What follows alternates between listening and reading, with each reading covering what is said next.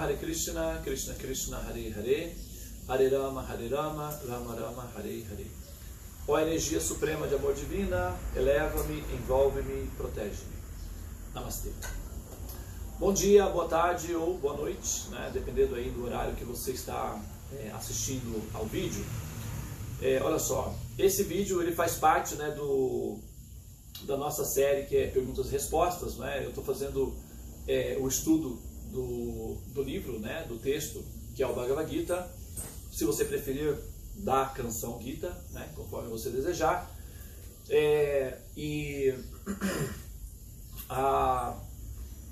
Nós estamos assim, fazendo um pacote de perguntas e respostas baseados nos comentários, nas observações feitos a partir, não é, das observações recolhidas das aulas, não é, do estudo da série do Bhagavad Gita. E foi colocado uma questão de uma pessoa muito querida, não é? Eu não vou mencionar o nome dela, para que ela não se sinta, talvez, quem sabe aí, né, envergonhada ou constrangida, mas é uma pessoa muito querida minha, uma amiga, né, e fez uma colocação muito inteligente, porém sensível, não é? Porque como ela tem uma história, não é, com o Espiritismo, e eu mencionei, eu fiz uma menção aqui a um ponto em relação ao contexto da teoria, né, da teologia espírita, e isso assim, passou a ideia de, quem sabe aí talvez um desconhecimento, né, da minha parte em relação ao contexto do conhecimento, né, da teologia, do catecismo espírita, né, vamos dizer assim. Então eu vou fazer esse vídeo aqui para justamente dar uma contextualização nesse ponto aí, tá? Bom, veja bem, olha só, eu comentei o seguinte, que o Espiritismo, assim como outras religiões, né, que de certa forma estão bastante fundamentados na ideia da caridade, né, aos pobres, e que talvez isso no futuro, se a gente projetar, não o processo de progresso da humanidade, talvez no futuro esse tipo, não de procedimento das religiões se tornem obsoletos, né? E eu dei o exemplo de uma pessoa que eu fiz, né, fiz a leitura, né, do mapa dela, e ela, por praticar o Espiritismo por muitos anos, e experimentou a sensação, né, de depressão quando ela foi para a Alemanha, porque lá ela se viu meio assim, né, sem ocupação, sem uma atividade prática de fazer as caridades, porque a caridade, o ato de caridade é muito assim, agradável a pessoas que estão evoluindo espiritualmente, é muito prazeroso, é uma terapia e realmente produz uma sensação de divindade, de divinização, porque é compaixão, né? É o exercício da compaixão em si, né? Então a compaixão, a prática da compaixão faz com que a pessoa que pratique a compaixão se sinta conectado com Deus. Por quê? Porque a prática de compaixão desperta no ser o sentimento maternal, e o sentimento maternal, ou a consciência maternal, é o resultado final para qualquer ser que evolui. Qualquer ser que evolui, ao evoluir bastante, passa a ter um sentimento maternal em relação à humanidade. E a prática da compaixão, da caridade, produz esse tipo de terapia. E como consequência da terapia, as sensações são de sensações de amor, de felicidade, de paz, de harmonia com Deus. É como a pessoa se torna una com Deus, né? Ela faz a missão do Supremo e aí ela então tem, não é, as sensações de ligação com o Supremo. É como Jesus disse, não é? Aquele que faz por um pequenino faz por mim, não é? Aquele que visita uma pessoa na prisão, na verdade me visita, porque eu sou, não é, aqueles que sofrem, e essa é a minha missão. Então, sempre que nós fazemos atividades de bem-estar para os demais, nós na verdade estamos nos comportando da maneira como o Mestre nos ensinou. Isso não tem absolutamente nada de errado, está completamente correto, né? Está totalmente em harmonia com o que nós entendemos do ponto de vista da compreensão universal do que seria uma atitude coerente, né? Isso também de certa forma, biológico. Todas as células se ajudam mutuamente para que o corpo permaneça numa situação saudável. Então, individualmente, quando nós ajudamos outros que estão em situações de vulnerabilidade, de sofrimento, na verdade nós estamos fazendo por nós, pelo corpo social, e todos ficam bem, todos ficam, não é, saudáveis nesse sentido. Na canção Gita, o próprio Sri Krishna também menciona dessa forma. Ele diz que mesmo que uma pessoa seja autorrealizada ou tenha conhecimentos superiores, caridade e austeridades não devem ser abandonadas. Ele diz que caridades e austeridades não devem ser abandonadas até mesmo por grandes almas. Isso significa que o princípio da caridade ele é uma constante universal, então ele nunca vai deixar de estar presente de forma alguma. Agora, a minha colocação é a seguinte: se nós observarmos o processo histórico da humanidade, vamos pegar de 10 mil anos para cá, né? O que acontece? Os meios de produção e a capacidade do ser humano de produzir bens de consumo e conforto social, conforto material, está gradualmente, não é, se espalhando pelo mundo, né? Assim, por exemplo, hoje nós já temos uma situação coletiva em que uma pessoa que mora num subúrbio tem quase as mesmas condições, não é, de pessoas que eram muito ricas vamos colocar aí 50 anos atrás, né? Então o acesso aos bens de consumo está se democratizando gradualmente, né, passo a passo. Nós já temos países no planeta, aqui, né, no nosso planeta, que um carteiro, ou um gari, ou até mesmo uma garçonete ganha tanto quanto um médico, um professor, não é, ou um político, né? Existem países nesse planeta, acreditem, que a situação de bem-estar social é coletiva. Evidentemente que as profissões mais importantes, elas recebem o maior respeito, a maior consideração, e os trabalhos são muito mais confortáveis. Mas acontece que as pessoas têm acesso a bens de consumo de uma maneira coletiva. O critério da ONU, por exemplo, para definir um país desenvolvido, um país de primeiro mundo, não é a quantidade de dinheiro que esse país produz, é a quantidade de justiça social alcançada para o máximo número de pessoas. Por exemplo, o Brasil é considerada a 8ª economia mundial. São muitos países no mundo todo e o Brasil é considerado a 8ª economia mundial, porém é um país de terceiro mundo, o que é uma coisa contraditória, né? Como é que a 8ª economia mundial é considerado pela ONU como um país de terceiro mundo em desenvolvimento? É muito simples. É porque o Brasil tem uma renda per capita, né, uma quantidade grande de produção de riquezas, mas não está distribuída igualmente, entendeu? Então, quando as riquezas são distribuídas igualmente, quando mais pessoas do grupo são abraçadas por essas facilidades materiais, então isso é considerado justiça social, ok? Então, o que acontece? Com o passar dos anos, a tendência é que mais e mais países se adaptem a esse tipo de situação social. Então não vai haver, por exemplo, vamos jogar para 500 anos na frente, a gente está olhando agora, então a gente não consegue, né, olhar lá na frente, mas vamos projetar. A gente pega 500 anos atrás, a situação de justiça social e coloca hoje, tá bom? Não tá. Mas imagina daqui 500 anos. Hoje já está muito melhor do que era antes, há 500 anos. Agora, daqui a 500 anos, a situação de justiça social, ela pode chegar a um ponto de não haver mais pobreza planetária, vamos dizer assim. Entendeu? Miséria, não é? Como havia há 100 anos, havia misérias, países miseráveis. Ainda existem alguns países pobres, mas a tendência é que a miséria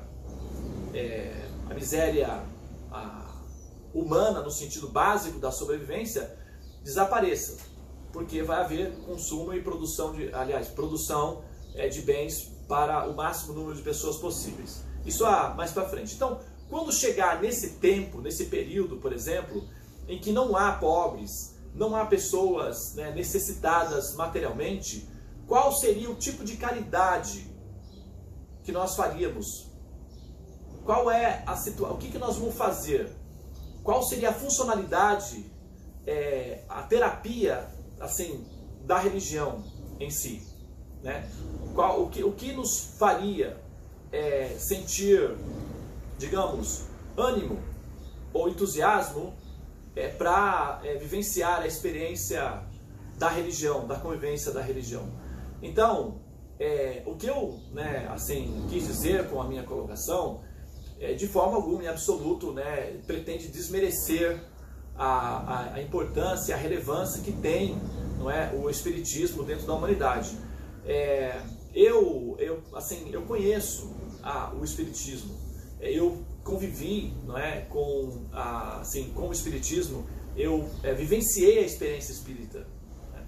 Eu participei do Espiritismo, eu estudei o Espiritismo, fiz cursos de médium, eu estudei os livros do professor Allan Kardec, inclusive o professor Allan Kardec, ele foi uma das pessoas que me apresentou o Bhagavad Gita. Eu não conhecia, nem nunca tinha ouvido falar no Bhagavad Gita.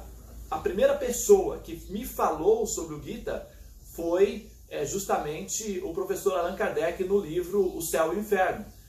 Então, assim, eu fui conhecer os Vedas por curiosidade, devido ao fato de eu estudar e praticar o Espiritismo, que, do meu ponto de vista,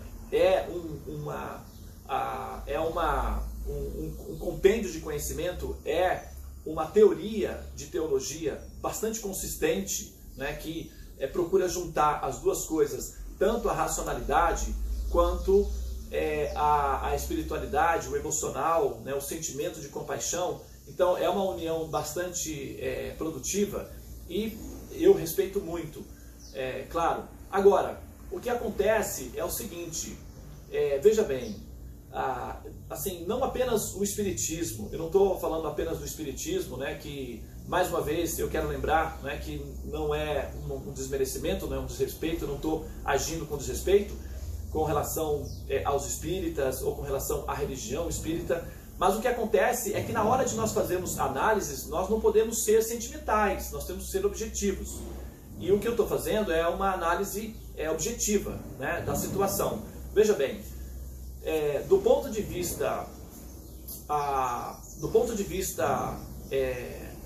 das observações que nós já temos hoje, com todo o conhecimento científico que nós já temos hoje no planeta disponível, né? Até inclusive ela mencionou uma coisa muito interessante, que ela disse o seguinte, que eu também já tinha ouvido falar nisso, mas eu tinha até me esquecido quando ela falou, nossa, é isso mesmo, né? já eu me lembrei que havia realmente essa colocação, que dentro, dos aforismos, né, dos ideais do Espiritismo é que ele vai acompanhar a ciência, né, porque é um cristianismo bastante racional. Então, na medida em que a ciência vai demonstrando, né, a verdade em relação à experiência de realidade, o Espiritismo, se for preciso, vai se adaptando a isso. E isso realmente é uma das premissas, né? Agora, veja bem, não apenas o Espiritismo, não é?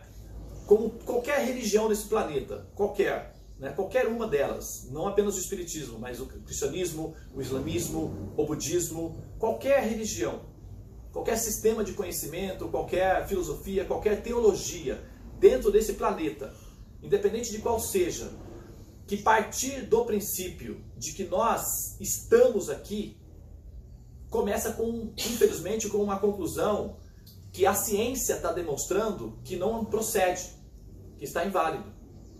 Qualquer religião, seja ela qual for. Do ponto de vista pedagógico, para ajudar as almas a se evoluírem, todas as religiões que incentivam a prática de compaixão e o cultivo de conhecimento de Deus, está no caminho, está fazendo o caminho, está fazendo a missão, está correto, não tem nada de errado. Só que o que acontece é que chega determinado momento que existe um conflito bastante evidente entre as observações científicas de expressão de entendimento de realidade e a filosofia em que as religiões partem como princípio de observação. Assim, não apenas as religiões, mas qualquer filósofo também. Você pode colocar, vamos pegar todos os filósofos da humanidade, podemos colocar junto com todos os teólogos religiosos, todos eles. Qualquer pensador que partir do princípio de que nós estamos aqui, então incorre no erro de que isso vai de encontro à observação científica e as análises que são feitas a partir das conclusões da ciência atualmente. Por quê? Veja bem, se o universo é uma simulação de realidade e a matemática contemporânea comprova ou demonstra, né, o avanço da tecnologia de física quântica e a sutileza do desenvolvimento da matemática contemporânea que atualmente não é entendido como a emergência, que é um sistema de verificação bastante complexo e sutil. Esse avanço demonstra cada vez mais que a base fundamental da realidade, que nós chamamos de matéria, que nós chamamos de realidade, se trata de uma simulação de realidade, não é objetivamente real. Então, se o universo é uma simulação de realidade, como é que nós podemos estar aqui?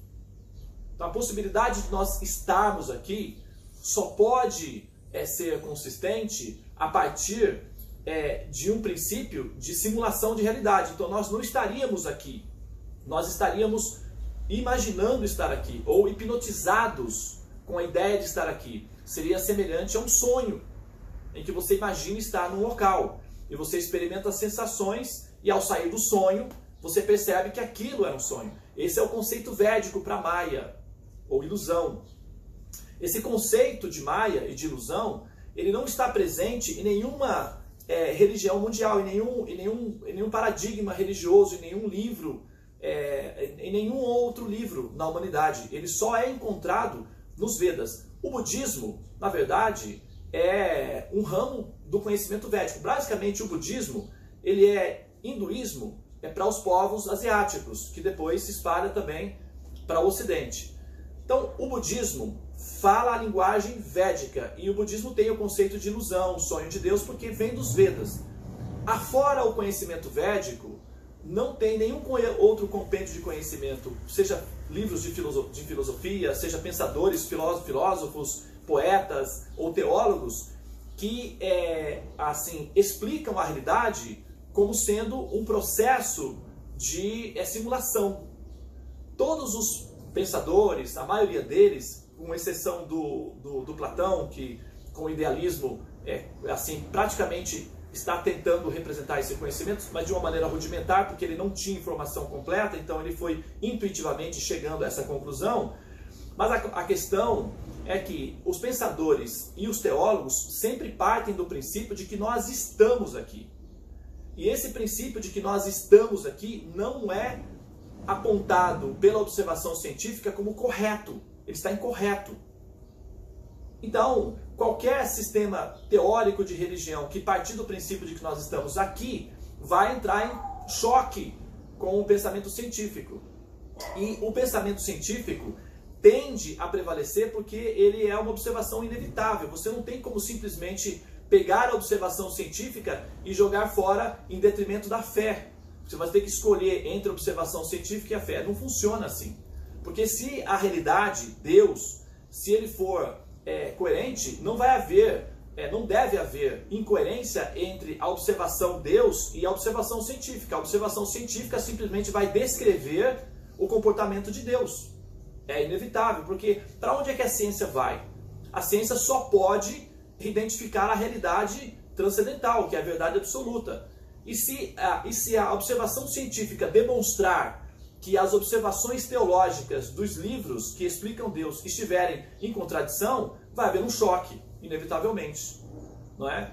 E quando esses choques, observando esses diferentes tipos de choques que acontecem, o resultado é que quando nós comparamos o compêndio do conhecimento védico a como o conhecimento védico explica a realidade, explica Deus e explica a funcionalidade disso tudo, está completamente compatível com as percepções da física quântica, dos teoremas de simulação de realidade, o universo holográfico, está completamente de acordo.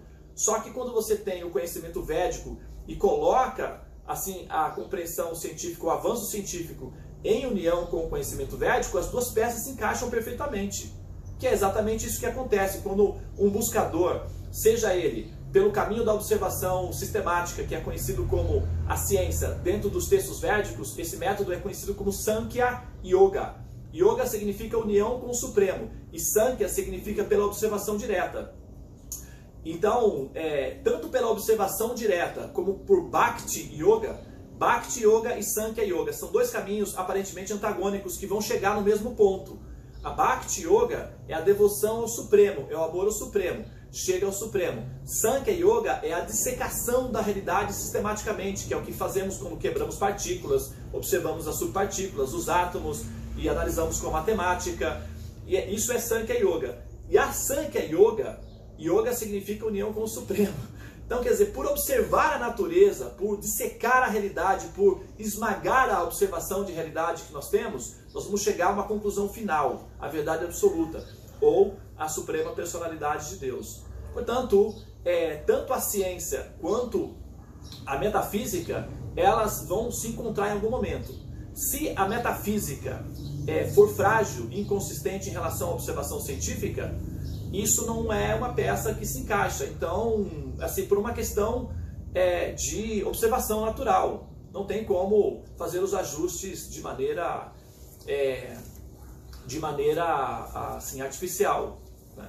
Por isso, a minha observação realmente ela não vai apenas em relação ao espiritismo, mas ela vai em relação a qualquer sistema filosófico, a qualquer mecanismo de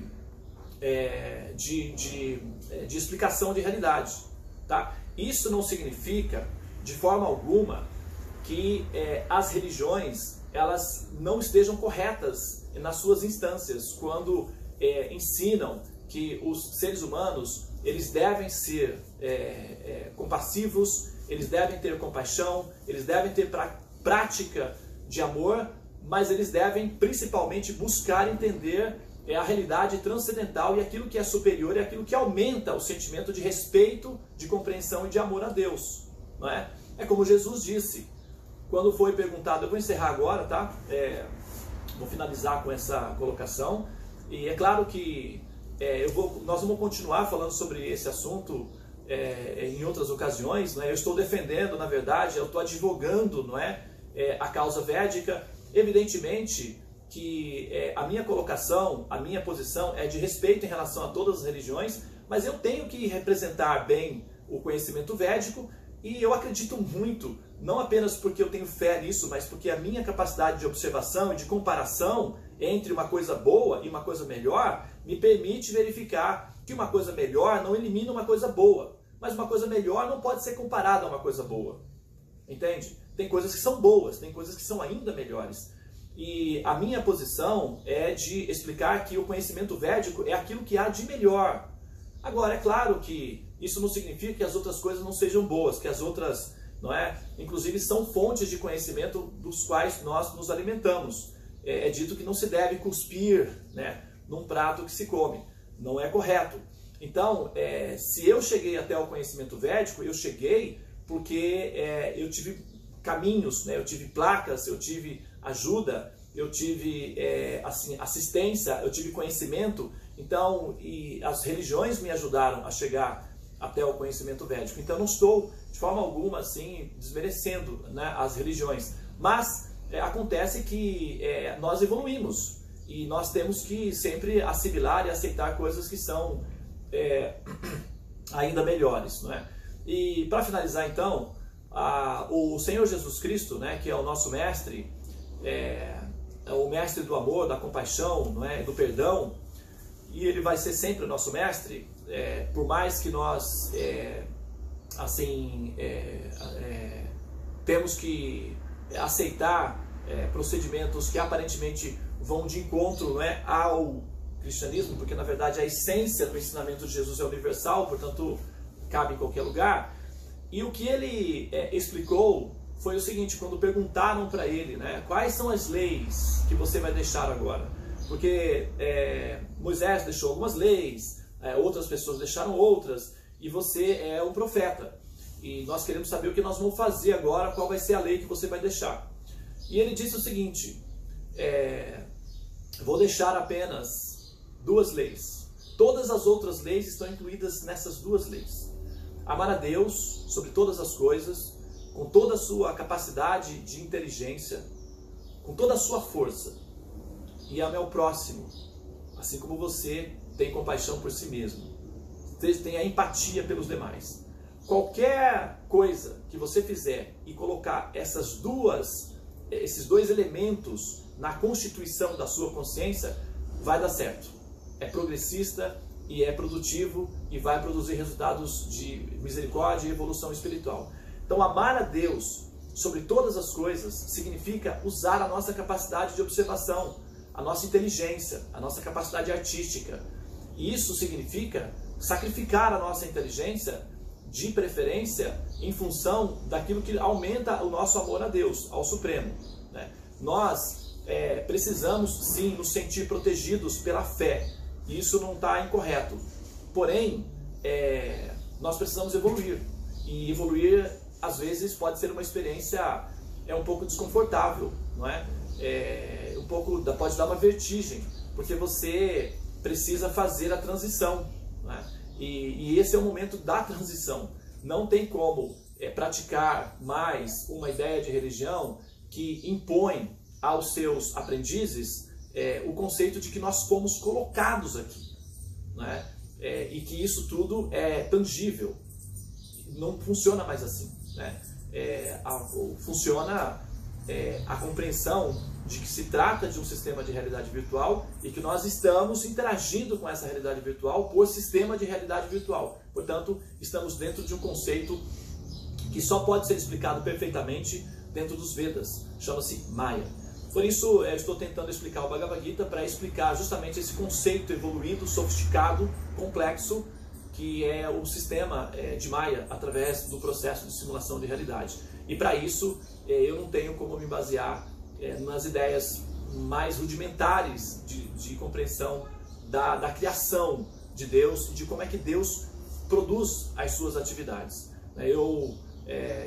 A minha intenção é realmente divulgar o conhecimento védico, e eu peço perdão, não é, a todas as pessoas que em algum momento podem se sentir aí ofendidas, não é, de alguma forma pelas minhas colocações, mas eu quero que vocês compreendam que o meu respeito por todas as religiões é um respeito coerente, faz parte da coerência.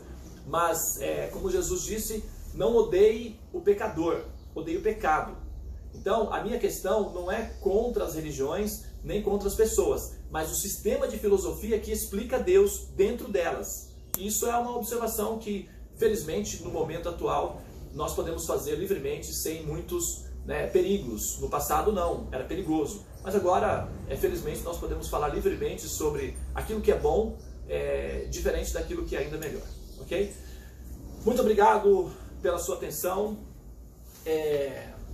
namastê, e pode continuar mandando as observações, críticas e colocações, porque o objetivo é esse mesmo, é um debate, né? O debate, nós estamos numa ágora, não é? E é uma sala de reuniões para debates, então nós estamos disponíveis para isso, tá?